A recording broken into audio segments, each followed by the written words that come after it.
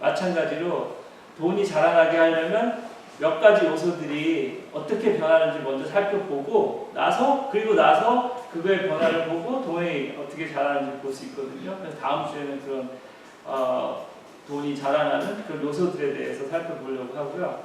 그 다음 주에는 투자, 인베스트먼트에 대해서 좀 집중적으로 살펴보려고 합니다. 많은 분들이 이제 마켓 시장에서 주식 투자라든가 채권 투자라든가 여러 가지 뭐 부동산 투자에 대해서 관심도 있지만 어떻게 접근을 하는 것이 좋을지 전혀 아이디어가 없을 때 그럴 때 우리가 투자에 대한 얘기를 하면 도움을 받을 수 있을 거라고 생각합니다.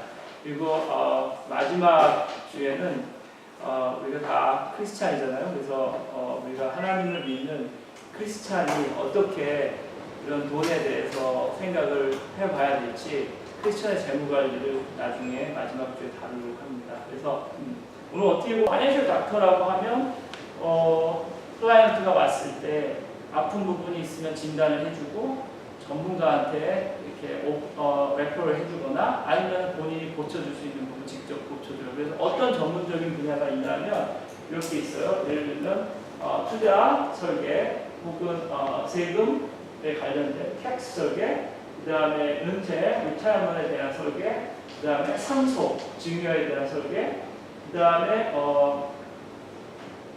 일반적인 재무 설계, 그 다음에 학자금에 관련된 거, 그 다음에 리스크 매니지먼트, 이거는 이제 보험에 관련된 그런 거거든요.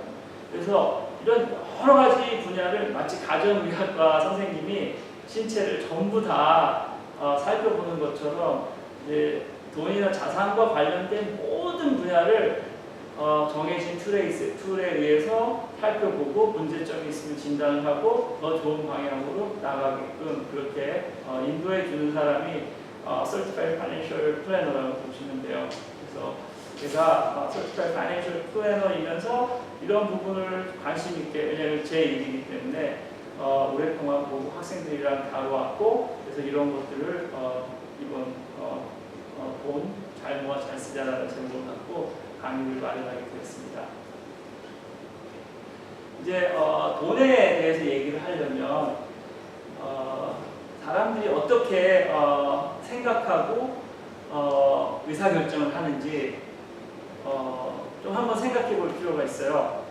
경제학자들은, 제가 경제학을 해서 그런지 잘 모르겠지만 assumption을 잘 만들어요. 가정을 잘 해요. 모든 사람은 합리적이다. Everyone is rational. 그리고 많은 게 더 좋다. The more, the better. 그러니까 햄버거가 하나일 때보다는 두 개일 때가 더 좋다. 두 개일 때보다는 세 개일 때가 더 좋다. 뭐 이런 식으로. 그리고 시장은 market is efficient. 시장은 합리적이다. 이렇게 사람들은 굉장히 합리적인 의사결정을 한다. 이런 의사결정을 하는데, 그런데 때로는 우리가 사람들이 어떻게 돈에 대해서 의사결정을 하는지 살펴보면 꼭 그런 것 같지만은 않다. 이렇게 제가 말씀드리고 싶어요. 여기 보면 말하고 사람이 나오는데 이제 1마일 1.6km를 사람이 4분대 벽을 깬 게 언제냐면 1954년도예요. 그래서 이 사람이 애니스라는 사람인데, 이 사람이 1954년도에 1마일을 3분 59초에 주파를 했어요. 그때 똑같은 해에 이 말이 1마일을 얼마에 주파를 했냐면 2분 3초에 주파를 했어요. 그러니까 말이 인간보다 훨씬 더 빠르죠. 2배 더 빠른 거잖아요. 사람은 4분 조금 안 되게 주파를 했고 말은 2분 3초 걸렸어요. 약 50년 뒤에 1999년도에 또 말이 1마일을 달렸어요. 최고를 잘 달리는 말이 크리스토퍼라는 말이 달렸는데, 그때 기록이 얼마였냐면 2분 3초. 똑같아요, 말은. 그런데 사람은 1999년도에 1마일을 얼마에 주파를 했냐면 3분 43초. 자, 무슨 말씀을 드리는 거냐면 50년, 거의 약 50년이 안 되는 기간 동안 말은 똑같아요. 2분 3초, 1마일을 주파하는데, 근데 사람은 16초나 단축을 한 거예요. 50년 동안 굉장히 엄청나게 빨리 달린 거잖아요. 그렇다면 이렇게 만약 이런 일이 계속된다고 하면 어느 순간 사람이 말보다 더 빨리 달릴 수 있겠다. 이렇게 가정을 할 수 있죠. 그렇죠? 어떻게 생각하세요? 말은 항상 2분 3초예요. 엄마이를 달리는데 근데 사람은 계속 기록이 경신이 되잖아요. 그러면 어느 순간 사람이 말보다 더 빨리 달려? 개면이죠. 그렇죠? 하나님이 우리 만드셨을 때 사람이 말보다 더 빨리 달리려야 달릴 수가 없죠. 모르겠어요. 이제 인공지능이 우리 앞에 펼쳐지고 뭐 우리의 각 부속이 로봇으로 만들어지면 우리 다리가 마치 로봇으로 모든 우리의 장기가 대체가 되면 말보다 훨씬 더 빨리 달려갈 수도 있을 거예요. 하지만 우리 사람의 몸, 인간의 육신을 가지고 말보다 더 빨리 달릴 수는 없어요. 그런데 우리가 이제 시장에서 뭐 주식을 투자를 한다, 아니면 뭐 부동산 투자를 한다, 이런 사람들의 많은 사람들이 어떻게 의사결정을 하냐면 마치 말보다 사람이 어느 순간 더 빨리 달릴 것 같은 그런 마음으로 의사결정을 한다는 거예요. 근데 그거는 결코 일어날 수가 없는 거예요. 마치 나에게 있어서는 은퇴의 기간은 안 올 거야. 이렇게 생각해요. 하지만 은퇴는 분명히 내 앞에 다가온다는 거죠. 10년 뒤, 20년 뒤, 30년 뒤에는 분명히 내가 실제로 은퇴를 해야 될 시점이 오는 거예요. 우리 학생들한테, 태화에 있는 학생들한테 너 지금 얼마 있으면 죽을 거야. 이렇게 얘기하면은 누가 그 말을 실감나게 받아들이겠어요. 근데 부인할 수 없는 거는 우리는 다 언젠가는 죽는다는 거고 또 언젠가는 하나님 앞에 심판대에 선다는 거잖아요. 부인할 수 없는 거. 아무리 우리가 부인하려고 해도 이거는 부인할 수 없는 거잖아요. 그런데 사람들은 그거를 마치 나하고는 관련이 없는 것처럼 생각하고 의사결정을 한다는 거예요. 그래서 지금 저축을 안 해요. 왜냐하면 나에게는 은퇴가 요원하니까. 그리고 나는 은퇴를 생각할 나이가 아니다. 이렇게 생각하니까 그렇잖아요. 그런데 우리가 돈에 대해서 얘기를 할 때 정말 우리의 생각을 좀 접고 내가 합리적이다라고 생각하는 걸 좀 접고 이제는 좀 더 객관적인 데이터를 갖고 좀 마음 편안하게 세상 돌아가는 걸 한번 살펴보자. 이게 이제 제가 여러분들한테 말씀드리고 싶은 거예요. 돈 하면 굉장히 많이 있잖아요. 돈, 우리나라 돈 여기 찾아보실 수 있으세요? 우리나라 돈도 있고 여기 10,000원짜리 있잖아요. 10,000원짜리 그렇죠? 우리나라 돈. 그렇죠? 뭐 미국 돈도 있고 $1달러짜리도 있고요. 뭐 어느 나라 돈인지 알 수 없는 많은 돈들이 여기 이렇게 많이 있어요. 그런데 과연 돈이 도대체 뭘까? 돈이 도대체 뭘까? 우리가 살면서 모든 사람은 두 가지 문제가 있어요. 첫 번째, 요즘은 기대 수명이 엄청 늘어나잖아요. 그렇죠? 전에는 인생은 70이라는 말이 있었는데 지금 인생은 몇 살까지 살 수 있을까요? 보통 우리가 얘기할 때 100세라고 얘기를 하죠. 그렇죠? 인생 100세 시대라고 얘기하는데 성경에 나온 기대 수명은 120세잖아요. 그렇죠? 성경의 기록대로라면 우리 모두 다 120세까지 할 수가 있어요. 그런데 지금 의료 기술의 발달로 보면은 이게 160세가 될 수도 있대요. 이게 좀 와닿지 않으실 수도 있는데 이게 사실 전에 뭐 예를 들면 20년, 30년 전만 해도 70, 80대면 굉장히 노인이라고 그랬잖아요. 근데 지금 저희 어머니 저기 와서 계시는데 지금 80세가 훌쩍 넘으셨는데도 그냥 옛날에 한 60세 정도밖에 안 보이시거든요. 그렇죠? 그러니까 인간의 기대 수명은 계속해서 늘고 있어요. 근데 문제는 뭐냐면 한 60세쯤 지나면 대부분의 사람들이 은퇴를 하거든요. 보통 60세, 62세 때 은퇴를 하는데 문제는 뭐냐면 두 가지 문제, two problem. 첫 번째는 이제 한 30세 정도면은 이제 25세 정도면은 대학을 졸업하고 직장에 뭐 취직을 하고 일을 시작하게 되잖아요. 그리고 이제 30세 정도 빠른 사람 결혼도 하고 막 그러는데 두 가지 문제가 뭐냐면 첫 번째는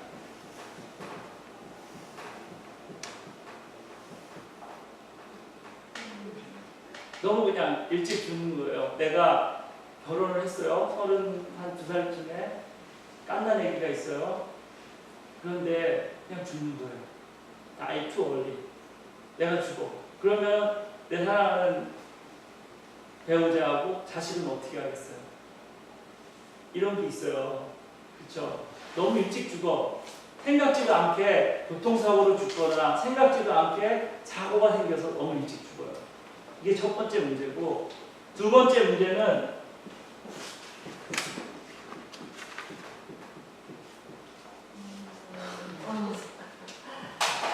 너무 오래 살아요. 준비 없이 live too long. 준비가 없어요. 무슨 말인지 이해가 안 되세요? 자, 60세에 지금 현재 미국에서 오늘 아침에 제가 데이터를 봤는데 62세 은퇴를 해요. 그런데 62세 은퇴를 했는데 저축 계좌에 1,000불이 없는 사람, 그러니까 100만 원이 없는 사람이 몇 퍼센트냐면 21%라는 거예요. 20% 이상 되는 사람이 자기 저축 계좌에 100만 원도 채 안 돼요. 심각한 거죠. 우리나라도 별반 다르지 않아요. 우리나라도 은퇴하고 나서 보통 요즘 현재 38년 동안을 사망 시점까지 산대요. 38년 평균. 은퇴하고 나서 60세에 은퇴하면 38년이면은 98세죠. 그렇죠? 38년 동안 은퇴하고 산다고 하는데 준비가 없어요. 준비가 없고 어떤 소득원이 없어요. 그럼 어떻게 살아요? 사는 게 고통이죠. live too long. 그렇죠? 첫 번째는 너무 일찍 죽어요. 이것도 마찬가지로 나 죽는 사람은 괜찮아요. 하지만 내가 죽음으로 말미암아 나의 가족과 고통당해야 되는 그 많은 사람들을 어떻게 내가 책임을 질 거냐는 거죠. 이거 한번 심각하게 생각을 우리가 해볼 필요가 있어요. 너무 일찍 죽거나 너무 오래 살거나, 그러니까 이거는 사는 게 축복이어야 되잖아요. 장수가. 그런데 삶이 이게 고통이라고 하면 이거 그야말로 정말 불행한 거죠. 디제스터. 너무너무 불행한 건데 여러분 주위에도 이런 문제를 겪는 사람들이 많이 있을 거예요. 뭐 어떻게 해야 되느냐. 이거는 이제 제가 다음에 또 설명을 드릴 텐데 보통 X커브 어프로치를 해요. 그래서 이쪽은 너무 어린 사람들, 이쪽은 좀 나이 든 사람들 어떻게 우리가 자산 관리를 해야 되냐면 젊은 사람들, 내가 대학을 각 졸업하고 결혼을 했어요.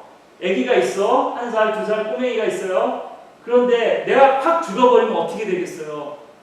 이 가족들은 그냥 길거리에 앉아야 되고 얼마나 미래러블한 삶이 되겠어요. 가족들은. 그렇죠? 그러면 그런 일은 없게 만들어야 되거든요. 그렇다고 내가 돈이 있는 것도 아니야. 부모님이 나한테 엄청난 돈을 불려준 것도 아니에요. 하지만 내가 단돈 한 달에 몇만 원만 내가 보험이라는 것을, 생명보험이라는 것을 들으면, 그러면 내가 죽었을 때 뭐 몇천만 원, 나의 자녀들이 클 때까지 그걸 쓸 수 있는 거거든요. 그래서 아주 어렸을 적에는 내가 어떤 걸 해야 되냐면 리스크 매니지먼트, 다시 말해서 내가 죽더라도 나의 가족들은 잘 살 수 있는 안전장치를 마련을 해야 되는데, 그게 어떻게 보면 이게 인슈런스예요. 생명에 관련된 보험. 그래서 처음에는 생명보험의 양이 엄청 커요. 그리고 이거는 뭐냐면 이 커브는 내가 투자하고 저축하고 나의 자산을 불려가는 돈인데 젊었을 때는 돈이 없어요. 거의 0이에요. 0. 근데 이제 점점 이 자산을 불려 나가야 되잖아요. 웰스가 점점 늘어나야 돼요. 나이가 들어서도 보험을 몇만 불씩, 몇십만 불씩, 몇백만 불씩 한다. 이건 좀 아닌 것 같아요. 나이가 들면 들수록 재산이 점점 많아져야 되고 그리고 보험은 이제 신경 안 써도 돼요. 그쵸? 그래서 이 X커브 어프로치를 통해 가지고 어떻게 우리가 재무 설계를 할지 구체적인 그런 방법들을 다음 시간에 제가 말씀드리려고 합니다. 자, 사람들은 돈과 관련돼서는 굉장히 예측하기를 잘해요. 내가 이 건물을 살까 말까, 내가 주식을 살까 말까, 내가 융자를 받을까 말까, 이런 모든 의사결정을 하는 데는 결국은 앞으로 어떤 일이 벌어질 건지에 대한 예측에 기초하고 있거든요. expectation을 해야 돼요. 자, 이 그림이 있는데 앞으로 어떤 일이 벌어질까요? 여러분들 생각에는 쨍 하고 햇빛이 날까요? 아니면 먹구름이 몰려올까요? 수미형 쨍하고 해가 떠오를 것 같아요. 쨍 하고 해가 떠오를 것 같아요.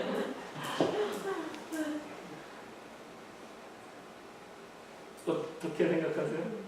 쨍 하고 굉장히 긍정적이십니다. 아무도 모르죠. 그렇죠? 이게 엄청나게 큰 태풍이 몰려올 수도 있는 거고 쓰나미가 몰려올 수도 있는 거고 아니면 이 먹구름이 걷히고 따뜻한 햇볕이 다가올 수도 있는 건데 아무것도 몰라요. 그런데 사람들이 돈하고 의사결정을 할 때 어떻게 생각하고 의사결정을 하냐면 햇빛이 오겠구나. 그리고 의사결정을 해요. 그리고 또 어떻게 의사결정을 하냐면 먹구름이 몰려오겠네. 조심해야지. 하고 의사결정을 해요. 그러다가 만약에 내가 생각한 대로 시장이 안 움직이잖아요. 쨍하고 햇빛이 날 걸 예상을 했는데 막 비가 엄청나게 오는 거예요. 그럼 어떻게 해요? 나는 왜 이렇게 되는 일이 없어. 그쵸? 이 주식이 올라갈 거라고 생각을 하고 샀는데 웬걸 올라가기는 그냥 계속 곤두박질만 치고 있네.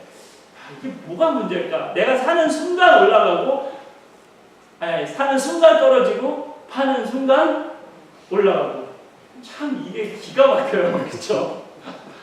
이게 왜 그럴까요? 항상 expectation을 하려고 하니까 그래요. 미래에 대해서 이럴 것이다 하고 가정을 해요. 교회를 안 다니는 사람들이 제일 심각하게 생각하는 가정이 뭐냐면 하나님 안 계시다, 천국은 없다, 지옥도 없다 이런 거예요. 그쵸? 무슨 말씀인지 아시겠죠? 그거에 기초해서 지금 이 세상을 살고 있는 거예요. 자, 그런데 두 가지 경우를 생각할 수 있어요. 정말 하나님도 안 계시고 천국도 없고 지옥도 없어요. 정말로 그럴 가능성이 있죠. 그쵸?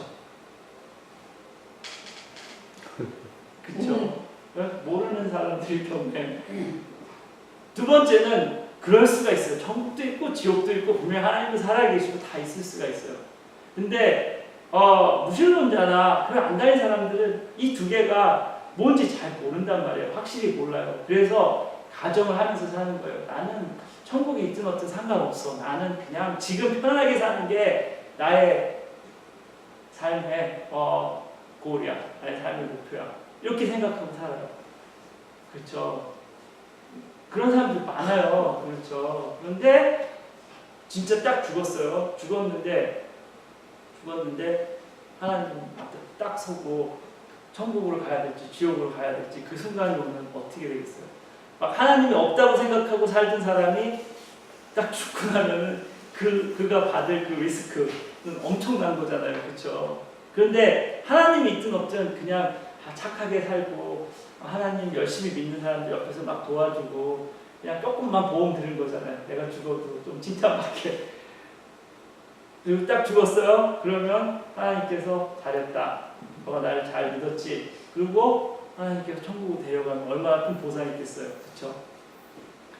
리스크라는 건 딴 게 리스크가 아니라 내가 생각한 대로 세상이 안 움직일 때가 그때가 바로 리스크인 거예요. 그렇죠? 그게 바로 리스크인 거예요. 내일 내가 비가 온다고 생각하고 오늘 의사결정을 했는데 비가 안 오면 리스크가 되는 거예요. 나는 건강하게 앞으로 10년 동안 살 거라고 생각을 했는데 건강하게 10년을 살기는커녕 2년 뒤에 생각지도 않은 불치병을 얻게 되면 그게 바로 리스크인 거예요. 리스크는 다른 게 리스크가 아니고 내가 예상한 게 맞지 않았을 때가 리스크인 거예요. 그런 리스크를 우리는 피해야 되는데 사람들은 자꾸 예측을 하려고 한다는 거죠. 예측이 얼마나 힘드냐면 이런 얘기를 했어요. 나는 경제학자는 아니지만 우리나라 경제가 성장하고 있다고 믿어. 이 말을 누가 했냐면은 미국의 대통령이 얘기를 했어요. 부시 대통령이. 대통령이면 온갖 정보를 다 갖고 있잖아요. 그렇죠? 경제학자들이며 정치가들이며 온갖. 그런데 2008년도 이 얘기를 2008년도 7월 달에 얘기를 했거든요. 2008년도 7월에. 근데 2007년도 12월부터 미국 경제는 불황을 경험하고 있었어요. 불황이 벌써 시작되고 있었어요. 2007년 12월 달부터 미국 경제는 서서히 불황의 늪으로 빠지고 있었는데 일국의 대통령이라는 사람이 2008년 7월에 우리나라 경제는 잘 성장하고 있습니다. 이렇게 얘기를 한 거예요. 그쵸? 모르니까. 경제를 예측한다는 것 자체가 사실은 불가능해요. 이 말도 마찬가지예요. 유가를 엄청나게 자기가 예측하면 진단하면 그대로 나타나고 유가의 방향을 알고 싶으면 이 사람한테 가서 항상 물어봤어요. 그 사람이 누구냐면 문 피켄스라는 사람이 2008년 6월 20일 날 뭐라고 얘기했냐면 올해가 가기 전에 원유가 배럴당 150불까지 아마 갈 것입니다. 그때 120, 30불 정도 하고 있었거든요. 6월에 이런 얘기를 했어요. 이 사람의 말은 거의 바이블이었어요. 사람들이 기업들이 의사결정을 하고 그랬을 때 이 사람한테 물어보고 그랬어요. 그런데 무슨 일이 있었어요? 2008년 8월에 9월에 2008년 9월에 금융위기가 왔어요. 미국의 금융위기가 오고 유가가 곤두박질 치기 시작하는데 2008년 말에 유가가 30불 이하로 떨어졌어요. 30불 이하. 이 사람은 어떻게 됐을까요?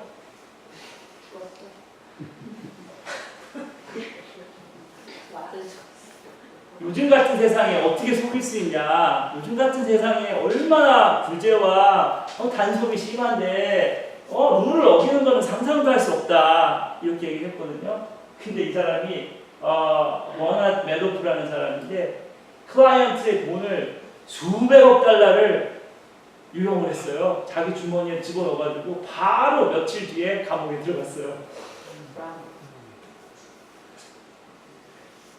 최근에는 얼마 전에는 2003년도 최근도 아니죠. 2003년도에 월가의 데노라는 그 예측하는 그 전문가 있어요. 위트니 킬슨이라는 사람이 2004년도에 어떤 얘기를 했냐면 2004년도 되기 직전에 구글은 아마 투자자들한테 굉장히 실망을 줄 거니까 구글 투자하지 마세요. 그렇게 얘기를 했어요.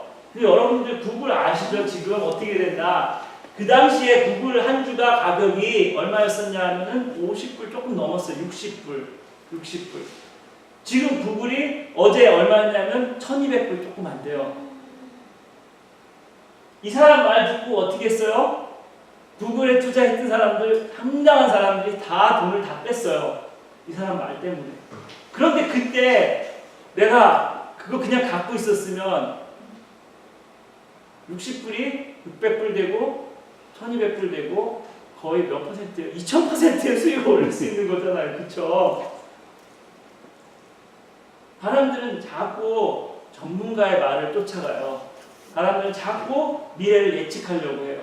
자꾸 경기가 올라가면 어떻게 될까? 떨어지면 어떻게 될까? 그 타이밍을 자꾸 쫓아가려고 하거든요.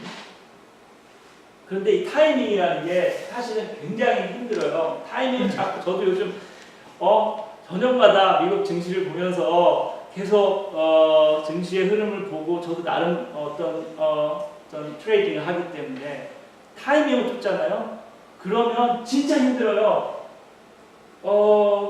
내가 계획하는 것이 이때까지 이렇게 돼야 되는데 이게 이런 어떤 스케줄대로 안 되잖아요. 그러면 얼마나 스트레스가 되고 그 스트레스의 정도가 심하면은 우울증에 빠지고 그 우울증이 심각해지면 자살까지 이어지고 죽을 지경까지 되는 거거든요. 성경에 빌립보서 4장 6절에 보면 특히 돈을 다루는 파이낸셜 어드바이저들한테는 이 성경 구절은 거의 그냥 매일 아침마다 일어나서 배워야 돼요. Don't be anxious about anything. 아무것도 염려하지 말고 in every situation, 모든 일에 by prayer, 기도와 and petition, 간구로 with thanksgiving, present your request to God. 감사함으로 너희 구할 것을 하나님께 아뢰라. 그러면 그 다음 말에 어떻게 나오냐면 평강의 하나님께서 너의 마음과 생각을 지키시리라. 이렇게 말씀 나오거든요. 우리 크리스찬들은 특히 이 말이 믿어지면 그 다음에 돈에서부터 자유로울 수가 있어요. 이 말이 믿어지지 않으면 그러면 결코 돈에서 자유로울 수가 없어요. 돈은 하나님께서 만드신 거기 때문에 한순간에 세우실 수도 있고 한순간에 무너뜨릴 수도 있어요. 저는 하루아침에 수천만 원을 내 손에서 이렇게 움찔하기도 하고 수천만 원을 그냥 날려보기도 하고 그랬어요. 하나님이 모든 걸 하신다라고 믿고 있으면 Don't be anxious about anything. 특히 돈을 다루는 분들은 이 말씀을 정말 마음속에 깊이 새기고 아무것도 염려하지 말고 모든 일을 기도와 간구로 하나님께 맡겨라. 감사함을 하나님 앞에 맡기고 하나님 앞에 내 문제를 하나님 앞에 넘기는 순간 그 순간 어떻게 되냐 하면 이게 나오는 거예요. I can do 빌립보서 4장 13절이죠. I can do everything through him who gives me strength. 내게 능력 주시는 자 안에서 내가 모든 것을 할 수 있느니라. 지금 저희 학교에도 학부모님들 중에 많은 분들이 재정적으로 힘들어하시는 분들 많이 있어요.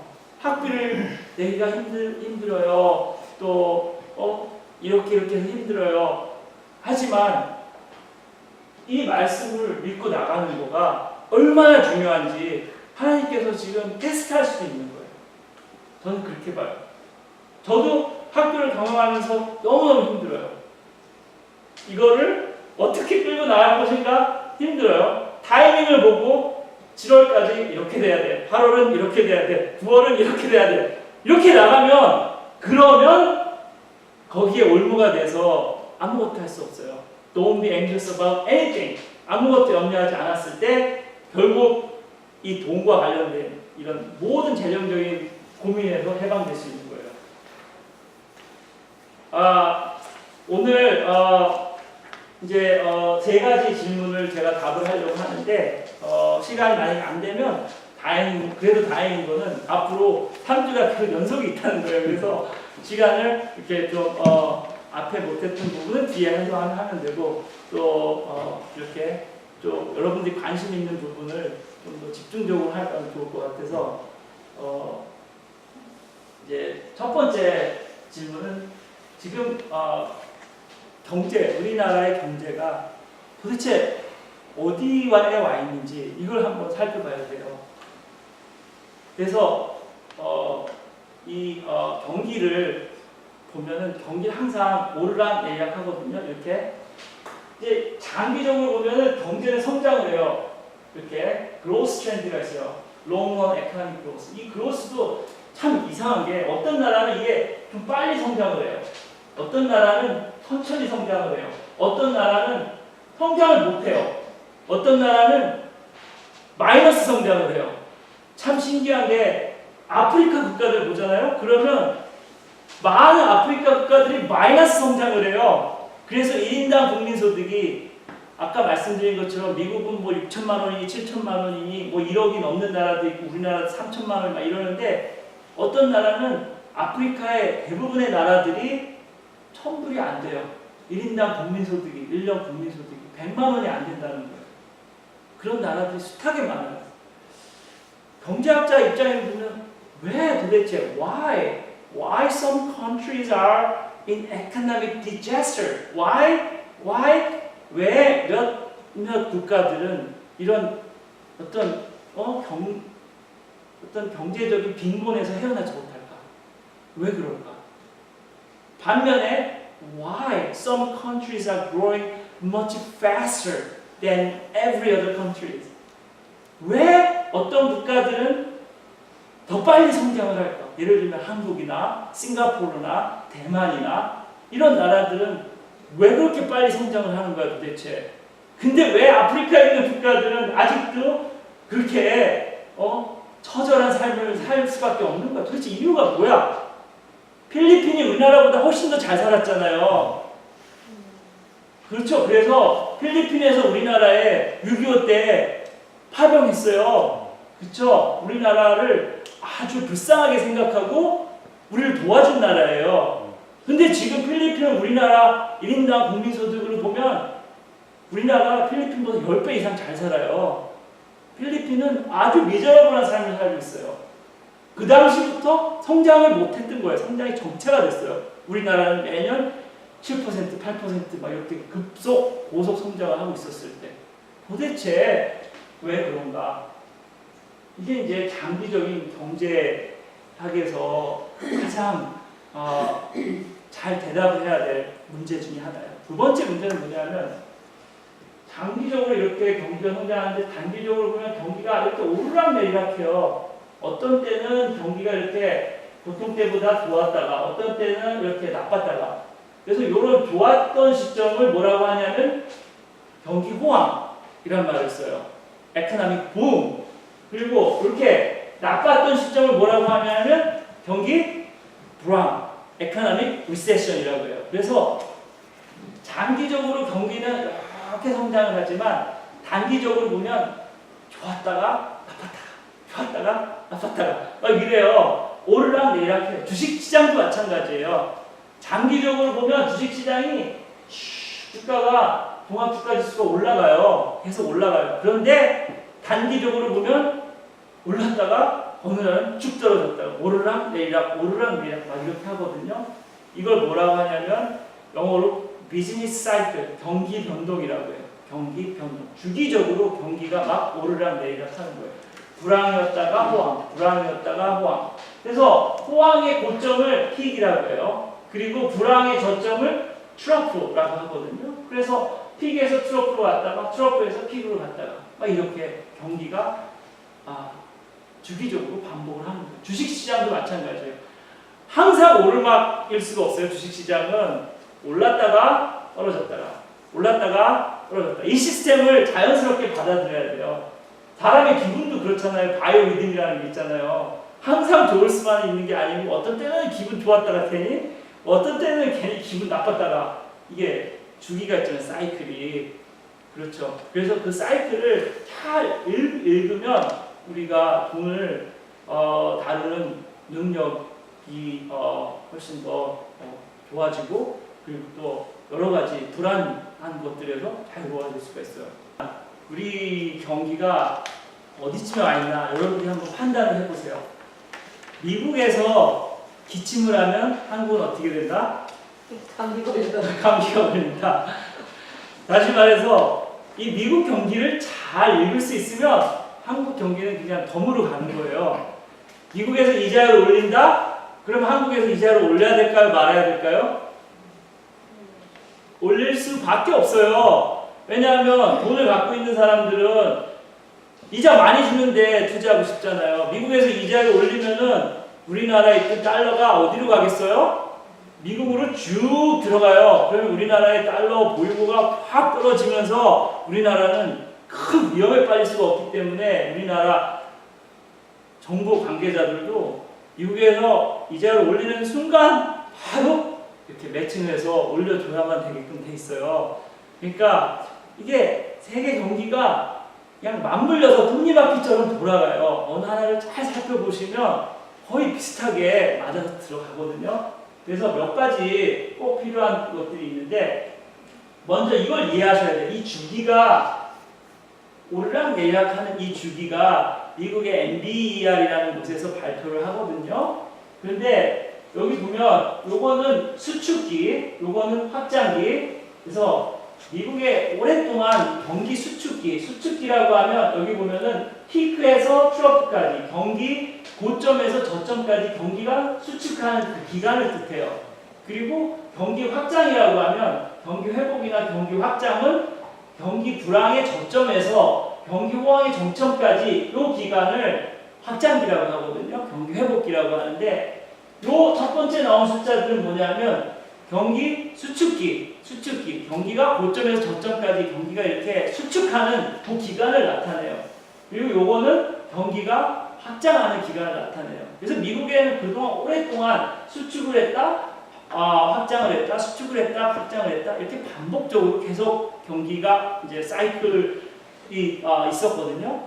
근데 이걸 잘 보면은 이제 1854년부터 2001년까지 32개 사이클이 있었는데 이 32개 사이클의 수축 기간의 평균이 얼마였냐면 16months 1년 4개월 정도가 경기 수축 기간이었어요. 그런데 1854년부터 1919년까지는 경기 주기가 16개가 있었는데 이게 22개가 됐다가 22개월이 됐다가 그 다음에 최근 들어서는 이게 18개월이 됐다가 1945년부터 최근까지 2001년까지 10개 사이클이 있었고 지난 2008년도에 마지막 경기 폭락 금융위기가 있었잖아요. 그렇죠? 그 금융위기가 마지막 경기 불황이었거든요. 그리고 2009년 6월부터 경기가 다시 회복 국면에 들어서 경기 확장을 하고 있는데 그 경기 확장이 지금까지 이어지고 있어요. 2009년 6월에 시작된 경기 확장이 지금까지 이어지고 있는 거거든요. 그런데 보면 경기 수축 기간은 22개월에서 18개월에서 11개월로 점점 시간이 갈수록 경기가 한번 수축하기 시작하면 불황이 오기 시작하면 그 불황의 기간이 점점 어떻게 돼요? 평균 불황의 기간이 점점 짧아져요. 불황이 한번 딱 시작이 되면 앞으로는 불황이 아마 한 10개월, 8, 9개월 만에 딱 끝나버려요. 경기 불황이다 딱 진단이 나오는 순간 경기 불황이 1년 이상 가지를 않는다고요. 네? 이게 왜 그럴까? 경기 불황이 한번 시작이 되면 왜 경기 불황이 이렇게 빨리 끝날까요? 좀 이따 설명드릴게요. 그런데 경기 확장의 기간을 보면 27개월이었다가 35개월이었다가 45년 이후에는 59개월이었다가 지금 최근 경기 확장하는 지금 경기는 2009년 6월부터니까 10년, 11, 12, 13, 14, 15, 16, 17, 18 9년하고도 9년이네. 그쵸? 지금이 6월, 7월이니까요. 9년이면은 90에다가 108개월이잖아요. 최근에 보면 요게 뭐냐면 닷컴 버블이었어요. 그래서 그 미국의 기술주들이 폭락을 해가지고 그래가지고 경기가 불황이 시작했는데 그 불황은 92개월 지속이 됐어요. 그리고 나서 요게 이제 닷컴 버블이었는데 2001년도에 버블 기술주들이 폭락하면서 10년 동안 8개월 만에 불황이 끝났고 호황이 10년 동안 유지가 됐어요. 10년 동안. 최근은 지금 2009년에 시작된 호황이 2018년이니까 9년째 지속되고 있는 거예요.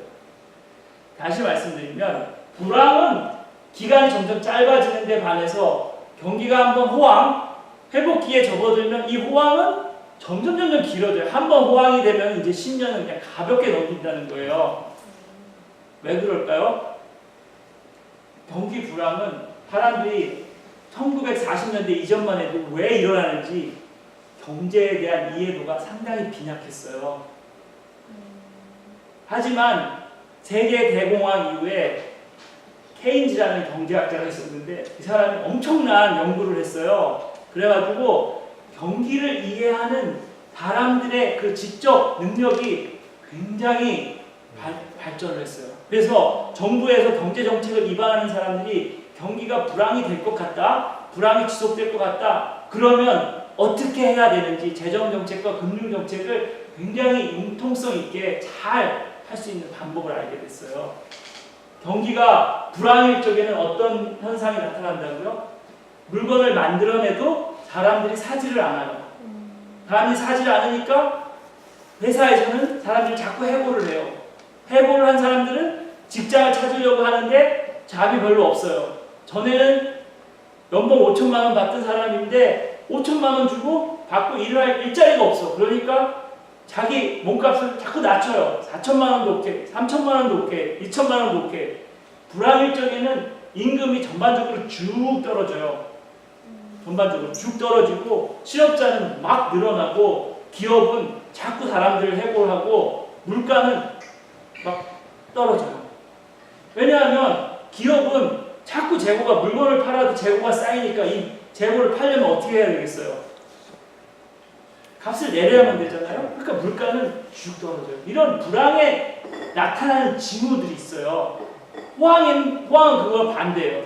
경기 호황은 물건을 딱 만들자마자 누군가 살 사람이 있는 거예요. 기업은 이윤 극대화가 최고의 목적이잖아요. 그러면 이 기업은 물건을 더 많이 만드는 게 더 이윤을 많이 극대화시킬 수 있는 방법이기 때문에 경기가 호황 국면에서는 기업은 자꾸 투자를 늘려서 어떻게 해서든 많이 물건을 만들어내려고 하고 그리고 사람들을 자꾸 고용을 해요. 고용을 하는데 벌써 다른 기업들도 다 나랑 비슷하게 움직이기 때문에 벌써 다른 사람들이 다른 직장에서 일을 하고 있단 말이에요. 그럼 그 사람들을 어떻게 해서든 이렇게 끌어와야 되는데 어떻게 내가 끌어오겠어요?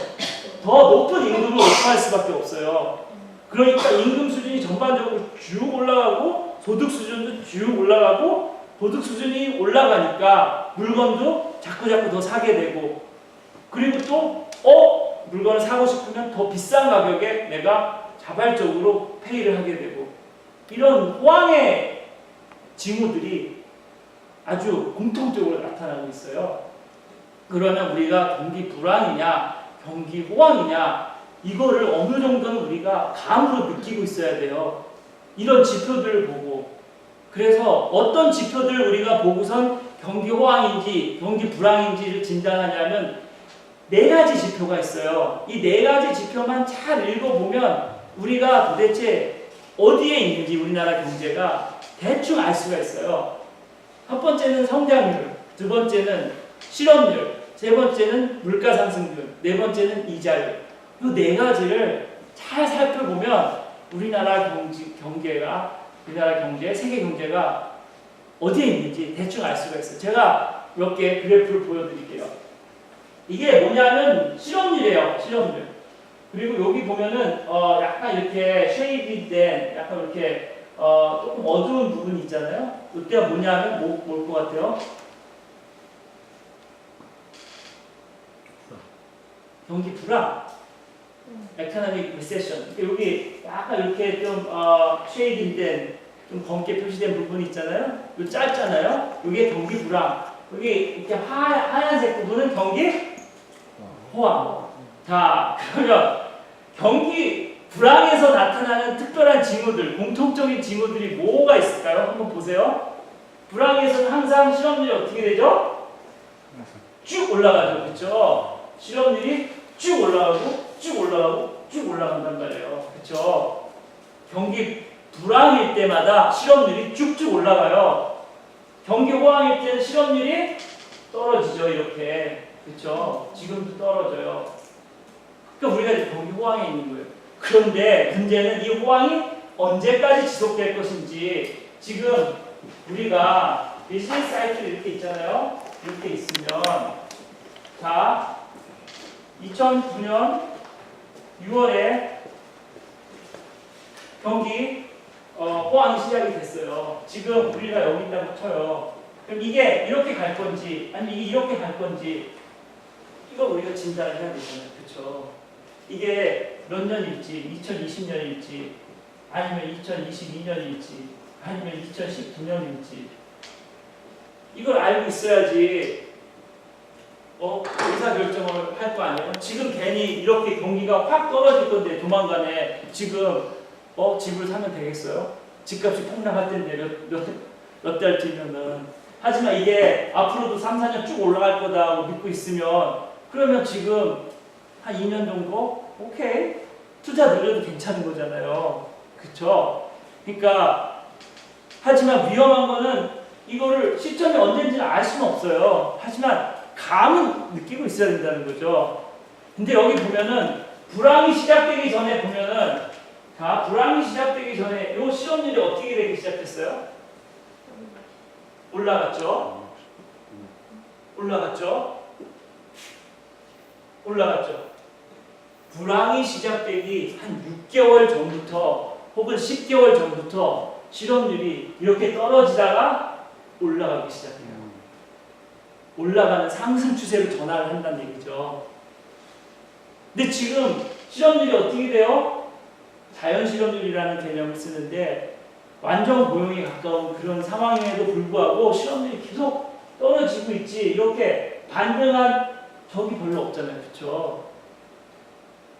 불황이 시작됐다. 그러려면 실업률이 적어도 6개월 이상 지속적으로 올라가야 돼요. 지속적으로. 그런데 지금 실업률이 지속적으로 6개월 이상 올라간 데이터가 없다는 거예요. 매달 실업률은 발표를 해요. 경제 섹션을 보면 매달 실업률이 몇 %라는 게 나오거든요. 근데 계속 내리막이라는 거죠. 그런데 또 웃긴 거는 불황이 끝남에도 불구하고 이 실업률은 한 6개월 혹은 10개월 계속 올라가요. 계속 올라가요. 실업률이 내리잖아요. 그럼 벌써 호황이 시작돼도 한참 오래전에 거의 한 10개월 전에 호황이 벌써 시작이 된 거예요. 이 사람들은 좀 더뎌요. 그 무슨 얘기냐면 벌써 경기는 벌써 움직이고 있는데 시그널이 사람들이 느끼는 시그널은 좀 늦게 온다는 거예요. 경기가 먼저 움직여요. 사람들은 그걸 늦게 느껴요. 그래서 실업률은 선행지수이면서 동시에 후행지수인 거예요. 경기에 선행해서 움직이고 그리고 또 경기에 후행해요. 자 보세요. 경기가 불황이 끝났어요. 그런데도 실업률은 계속 올라가요. 왜냐하면 그때 금융위기가 왔을 때 2009년 금융위기 때 사람들이 뭐라고 주장했냐면 2009년 6월부터 호황이 시작됐다 그랬잖아요. 그런데 7월 8월에 사람들이 뭐라고 했냐면 불황이 앞으로도 계속될 거라고 얘기를 했어요. 앞으로도. 왜냐하면 실업률이 계속 올라가고 있었기 때문에. 하지만 실업률 데이터만 갖고 경기가 불황이냐 호황이냐를 알 수는 없어요. 다만 지금 우리가 알 수 있는 거는 지금 우리는 경기 불황은 아닌 거예요. 경기 불황이 곧 시작될 것도 아니라는 거죠. 올해가 2018년 7월이잖아요. 올 말까지는 제가 봤을 때 불황이 안 와요. 그쵸? 트럼프가 아무리 뭐라고 얘기를 해도 트럼프가 모든 기업들을 올스탑 시킬 수는 없잖아요. 그쵸? 이거는 사람들이 먹고 자고 쓰고 일하고 움직이고 이런 거에 의해서 결정이 나는 거기 때문에 어떤 한 사람의 영향력이 클 수 있어도 그 대세라는 거는 거스를 수가 없어요. 실업률 굉장히 중요해요. 실업률 데이터를 보세요. 실업률만 보면 불황이 언제 시작될까? 호황이 시작되는 건지 아닌지 대충 느낄 수가 있어요. 자 보세요. 쭉 10% 실업률에서 쭉쭉쭉쭉쭉 2018년 6월 1일 현재 3.8%라는 실업률이.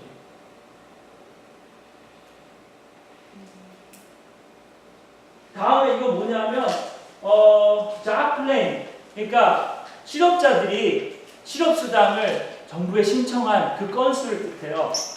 그러면 호황일 때는 이 신청 건수가 줄어들겠죠. 경기 불황일 적에는 실업자들이 많이 생기니까 실업수당에 대한 신청 건수가 올라가겠죠.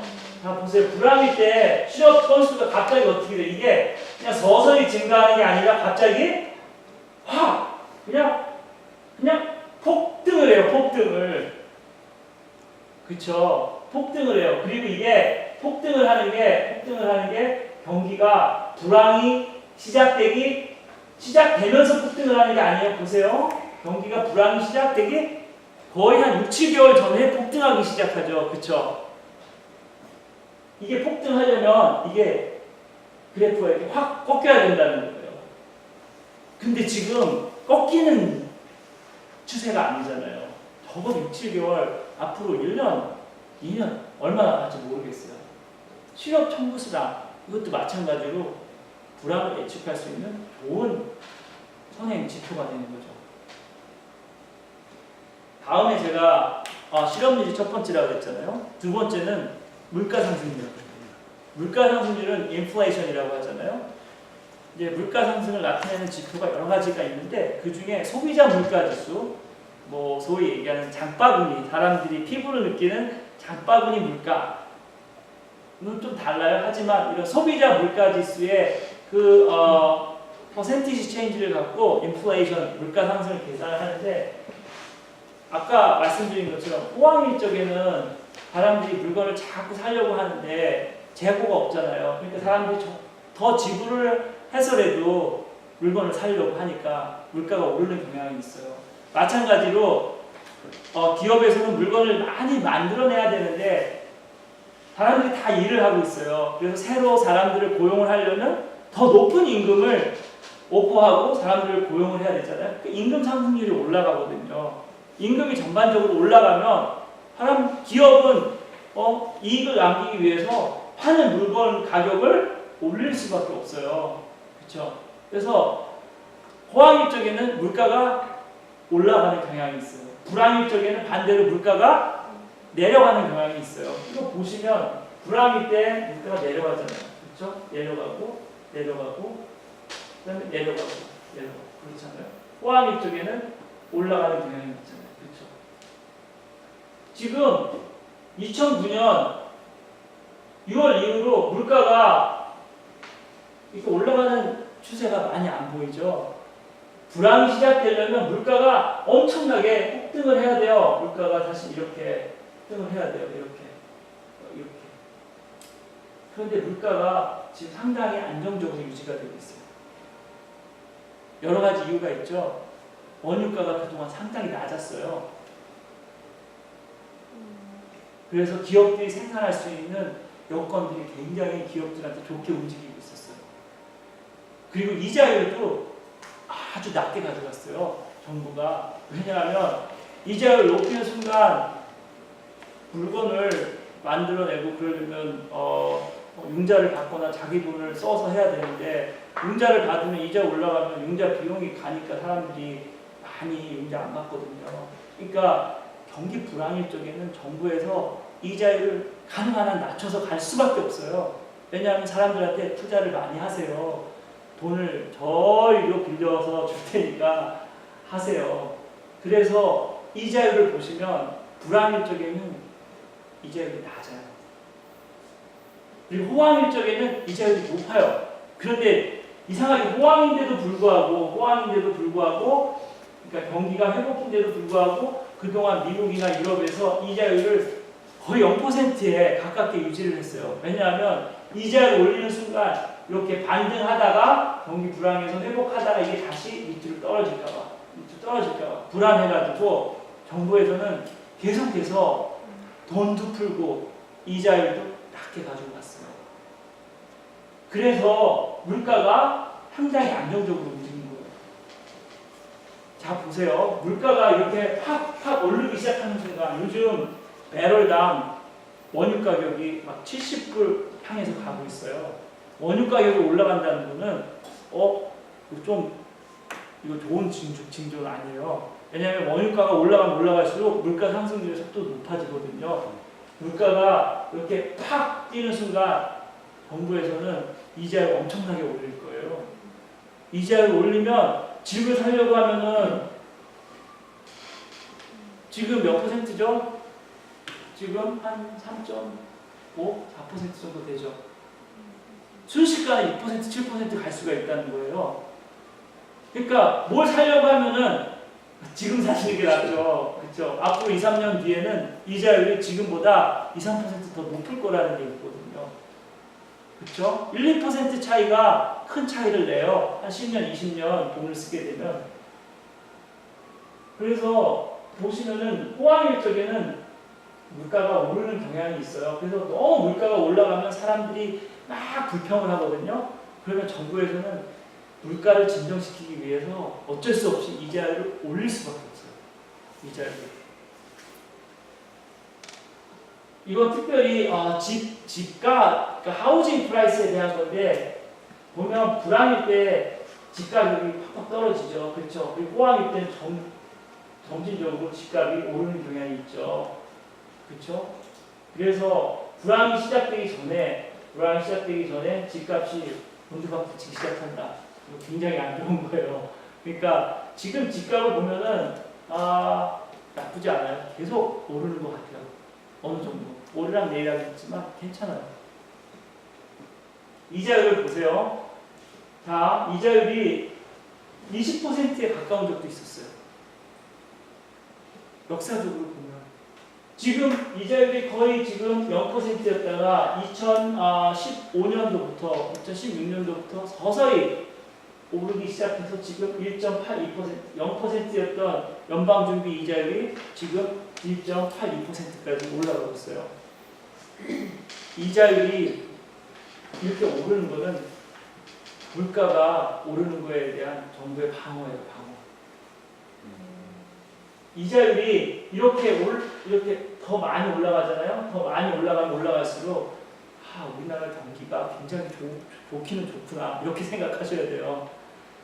이자율을 떨어뜨리는 순간 여기 보세요. 이자율이 꺾이잖아요.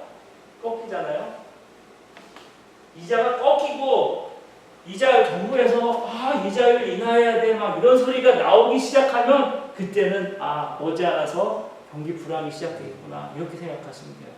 지금 이자율 내려야 된다는 얘기가 있어요, 없어요?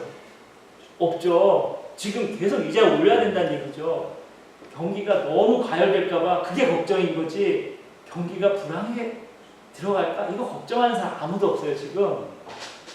다만 얼마나 빠른 속도로 경기 과열을 진정시켜야 될지 이 부분을 걱정을 하고 있는 거예요. 이자율만 잘 봐도 경기가 불황인지 경기가 호황인지 그거 알 수가 있어요. 이자율 중에 어떤 게 있냐면 스프레드라는 게 있어요. 금리 스프레드라는 게 있고 그 다음에 신용 스프레드라는 게 있어요. 신문을 읽어보면 경제란에 보면 금리 스프레드라는 얘기가 나오고 신용 스프레드라는 말이 나오는데 이게 도대체 무슨 얘기인지 이 스프레드만 잘 봐도 경기가 어느 상태에 있는지 알 수가 있어요. 스프레드라는 말은 뭐냐면 채권, 주식, 채권 뭐 여러 가지 금융 상품이 있는데 채권에 관련된 거예요. 그래서 채권을 내가 보유하고 있으면 1년을 보유하고 있으면 나중에 얼마의 금액을 돌려받을 수 있는 그걸 1년째 채권이라고 하고 3년 만기 채권은 3년을 보유하고 있으면 3년 뒤에 그 약속된 금액을 받는 걸 3년 만기 채권이라고 하고 10년 만기 채권은 10년 동안 보유하고 있으면 10년 뒤에 정해진 금액을 받는 그걸 10년 만기 채권이라고 해요. 그래서 만기가 길면 길수록 장기 채권, 만기가 짧으면 짧을수록 단기 채권이라고 하거든요. 어떤 거는 3개월짜리 채권도 있고 어떤 건 1년짜리 채권도 있고 그래요. 근데 이건 뭐냐면 10년짜리 채권하고 Federal Fund Rate, 데일리, 매일같이 움직이는 그런 채권 이자율과의 차이를 나타내는 거거든요. 자, 또 생각을 해보세요. 10년 동안 누군가 돈을 빌려주려고 하면은 이자를 높게 받겠어요? 적게 받겠어요? 10년 동안. 이자 높게 받아야지만 빌려주죠. 10년 동안에 무슨 일이 일어날지 모르는데 이자를 그냥 싸게 공짜로 빌려줄 수 없잖아요. 하지만 나 하루만 쓸게. 그러면 이자율 높게 가져가요, 적게 가져가요? 이자율 적게 가져가도 되잖아요.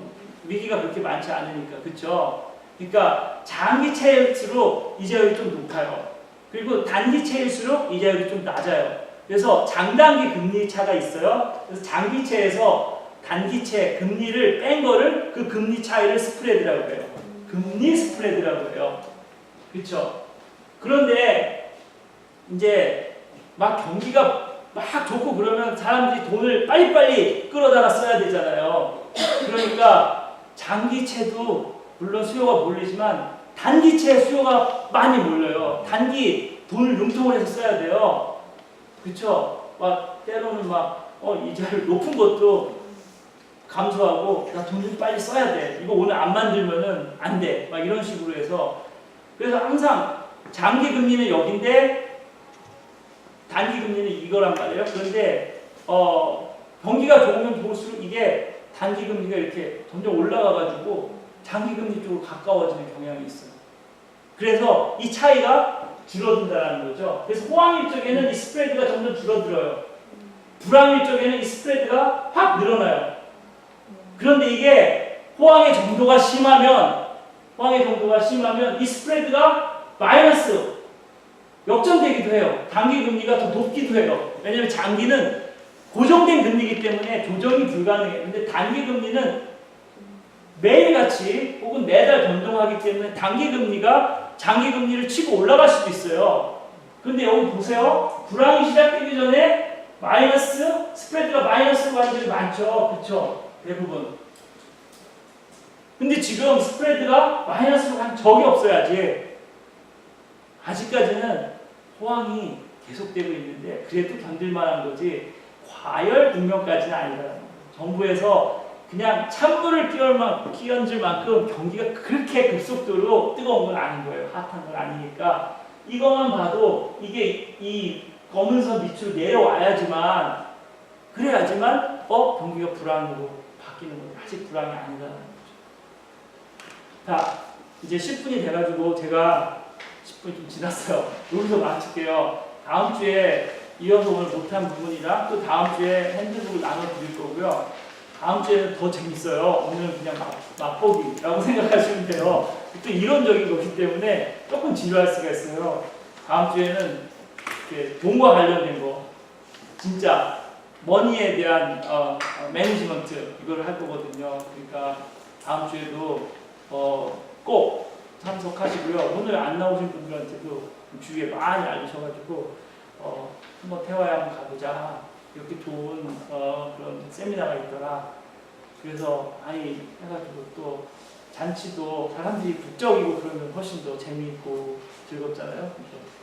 몇 명 안 되면 좀 우울해질 수도 있어요. 그러니까 많이 선전하시고 알려주셔가지고 다음 주에 태화에 많은 분들이 와서 함께 돈 잘 모아서 잘 쓰자.